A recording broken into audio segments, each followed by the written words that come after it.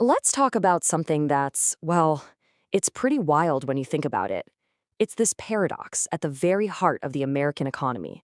In a country that has so much, why does it feel like we're always running out of things? I mean, it sounds kind of crazy, right?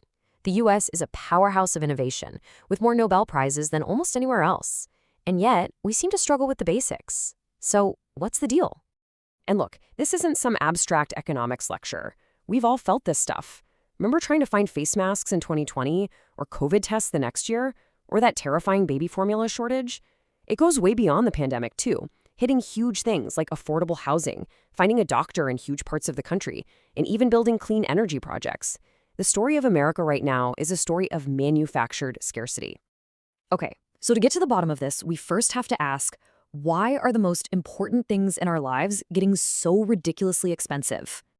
You know the drill. The political debate on this gets stuck in the same old rut. One side says we just need to spend more money to help people afford stuff. The other side yells, no, we're spending too much and that's causing all the inflation. But what if they're both missing the real story? Okay, now this chart, this is where it gets really interesting.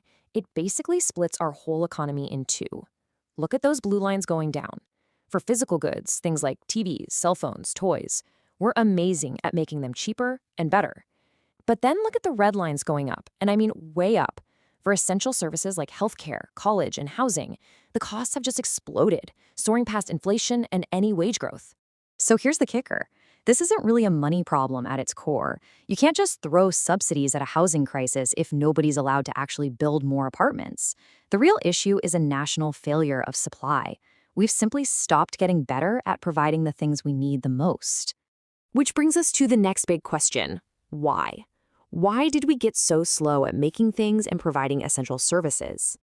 Well, a lot of it boils down to this one kind of wonky but super important word, vetocracy. It describes a system where it's just way, way easier to stop something from happening than it is to get something built. We've created a world of endless veto points where all kinds of groups and individuals can just say no, leading to total gridlock. Housing is the perfect and maybe most frustrating example of this. You see the signs in the front yard, all are welcome here. But then you look at the backyard policies, the zoning laws that ban apartments, the years of permit delays, the lawsuits designed to block new construction. It all adds up to this. Our wealthiest, most productive cities have made it almost impossible to build new homes. And believe me, this isn't just about houses. Think about this for a second. In the early 1900s, New York built its first 28 subway stations in 4 years. 4. Fast forward a century, and it took 17 years, 17, to build just 3 new stations. Our muscle for building big, important things has just atrophied.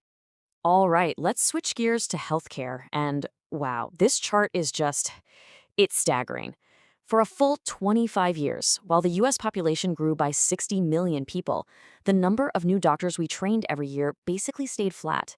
This wasn't some accident, it was a choice, and it directly created the doctor shortages we're dealing with today. So what we've done is we've basically designed a system that creates a shortage of doctors. Medical school in the US is the longest and most expensive in the developed world. We've capped the number of residency slots, which are essential for training.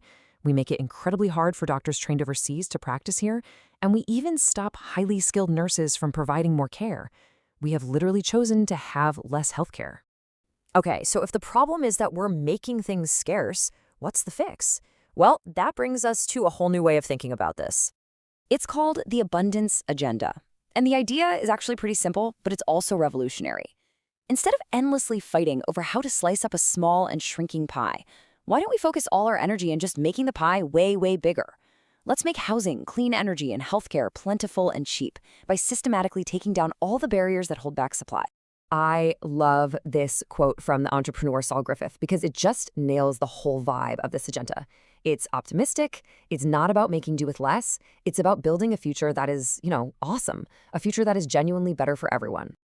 And this is a really, really important point. We always think progress is about waiting for the next big invention, right? That big eureka moment.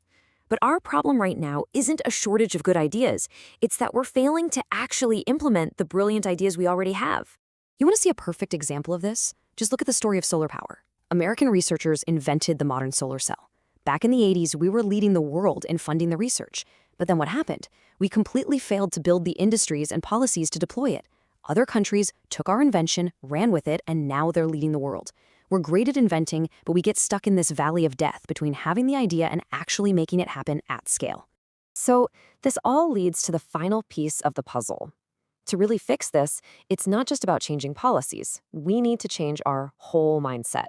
Think about it. For so long, the message, especially on things like the environment, has been about scarcity. Reduce, reuse, recycle. It's a mindset of sacrifice, of living with less. The abundance mindset just flips that script entirely. It says, let's build, let's deploy, let's electrify. We can have a future with amazing things, powered by clean energy that's everywhere. It's about progress, not punishment. And that's really what it all comes down to, isn't it? We have proven, time and again, that America is world-class at inventing the future. But progress doesn't end in the lab. The real question now is whether we can rediscover the will to actually build the future we've already invented.